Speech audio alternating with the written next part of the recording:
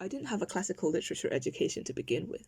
I'd always classified myself as a reader, but little over a year ago, that meant reading history books and historical fiction, like that of Ken Follett and Hilary Mantels. Rock music in 1960s to 1990s history was more of my thing. A habit I've always had is doing things chronologically if I'm interested. For instance, when I became a Beatles fan, I decided to try more rock music, and I followed the 1001 albums you must hear before you die list to see how rock music evolved. When I was a Doctor Who fan, I watched every single episode chronologically, because only by doing things chronologically can you see how that thing has evolved over time.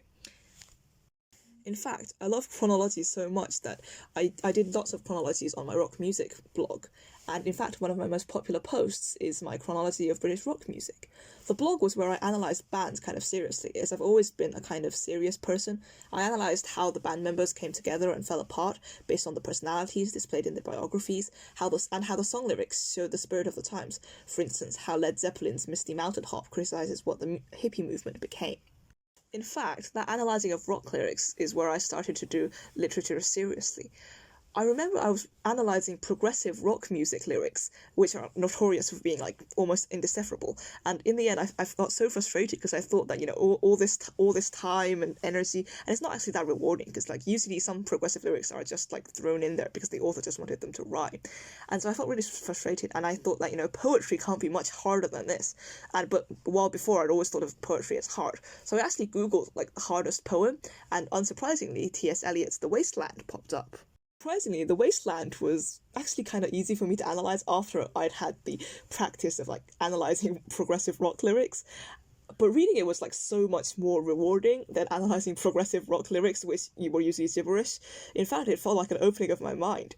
As among the beautiful prose and striking imagery, of the bleak London, the blue Hickeniths, the trees growing from corpses, that weird, fantastic, beautiful imagery, I felt that there were beautiful nuggets of thought. For instance, the April is the cruelest month verse was really captured the numbness and drowsiness I feel sometimes, and I felt it was amazing that it could be captured so beautifully and by a poet who's long dead, but it felt like that he had seen my thoughts. I was greatly cheered by my experience of reading The Wasteland, because if The Wasteland, which is considered to be a hard poem, I actually found easy, then surely I can try other classic poems. Of course, I started with T.S. Eliot's other poems. My favourite was The Love Song of Sir Alfred Prufrock, a poem I still find to be perfect, because it's got perfect rhyming, but it still manages to fit so many deep thoughts into it as well, instead of just being beautiful rhymes. Now that T.S. Eliot had got me interested in poetry, I found that I wanted to do poetry seriously. And when I say doing something seriously, I mean doing it chronologically. So of course I had to go back and do the classic epic poems. Luckily we'd done the Odyssey and Beowulf in school, but there were still quite a few gaps in my knowledge. So I went and read the Iliad, the Epic of Gilgamesh, and Inferno, Purgatorio, and Paradiso. I found that I loved Inferno the most out of these epic classic poems. Maybe because it's the closest to us. Maybe because Inferno is the closest to time period to our time.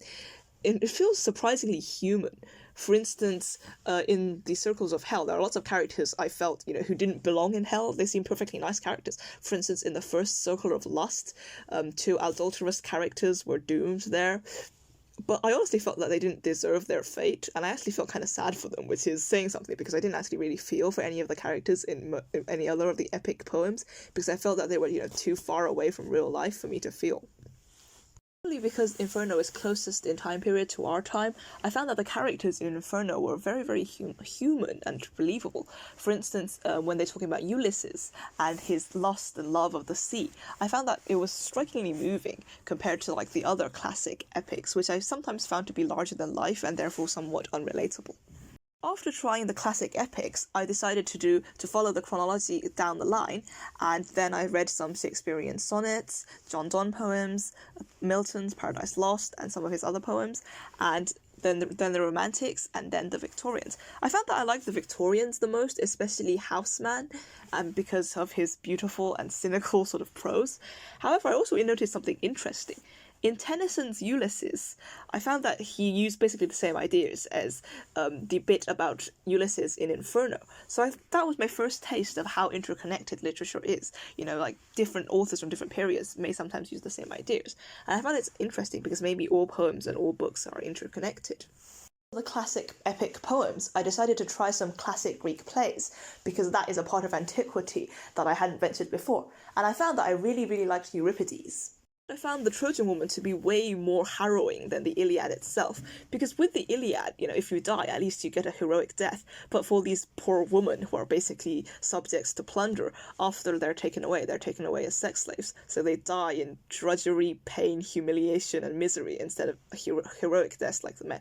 I honestly feel that is just way more tragic than the Iliad.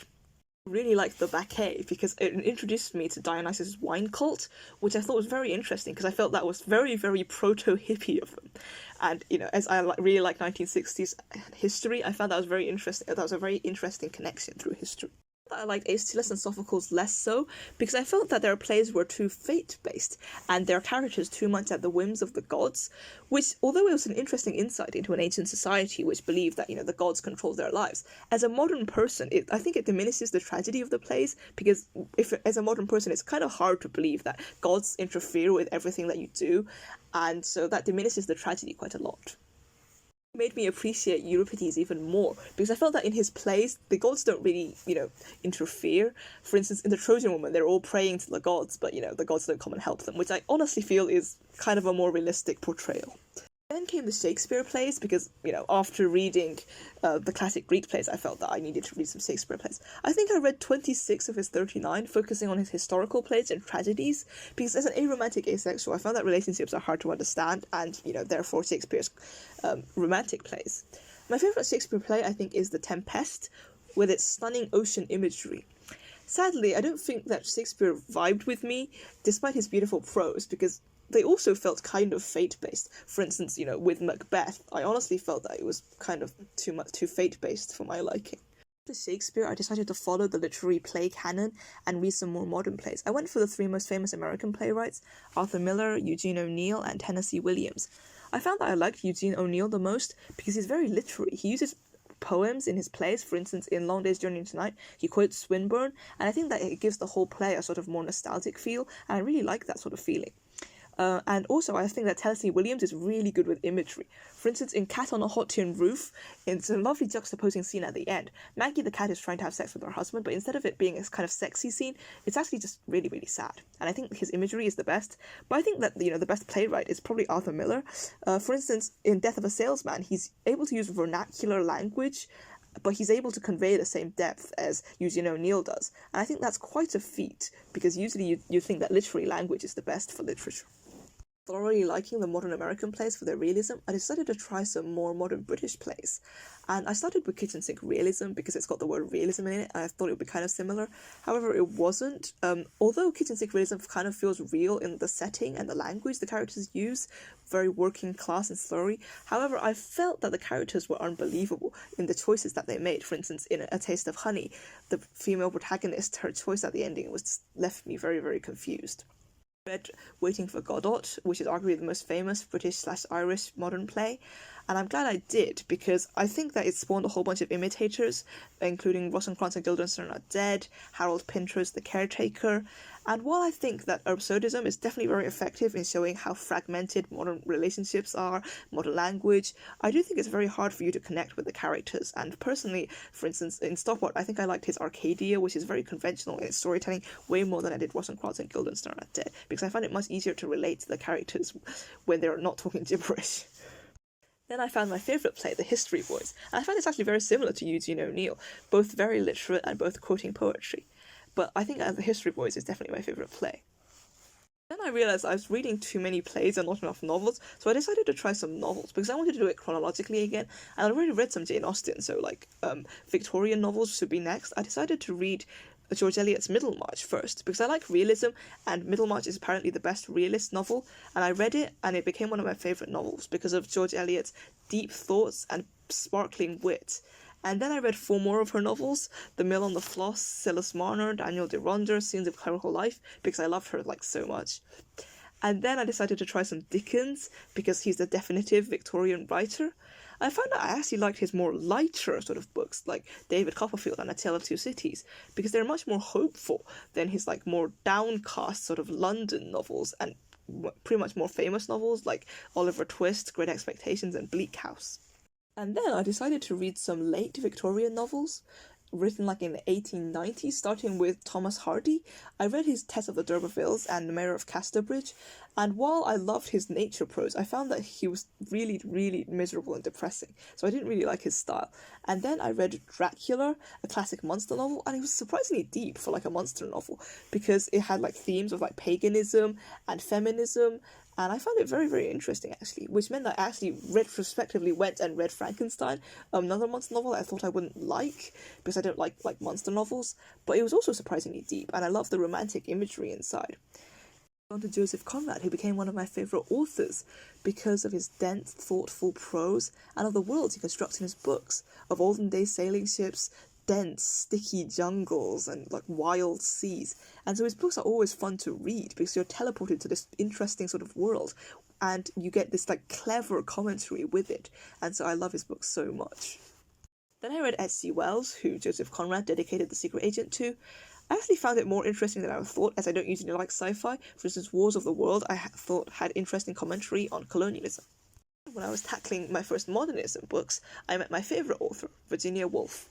Reading Virginia Woolf's books is like floating on feathers because her prose is that beautiful and that delicate, and you feel connected to the whole world because when reading her books you get to see the joys, the sorrows, the minute feelings and thoughts of these characters, and it's all just so beautiful and so profound that you just feel like swept away in this beautiful world, and it's really like opening a valve to your soul, and I just cannot express my love for her enough. And also, I think that Virginia Woolf managed to do something very, very special. She managed to write utterly without bitterness. Like, in her books, there's, like, no repression, there's no pain. Yes, there is, like, pain and sorrow, but it never feels oppressive at all. It just feels so beautiful and floaty, and it just makes you just feel so cozy and warm. Very rarely is there a book that's so cozy, but also so profound.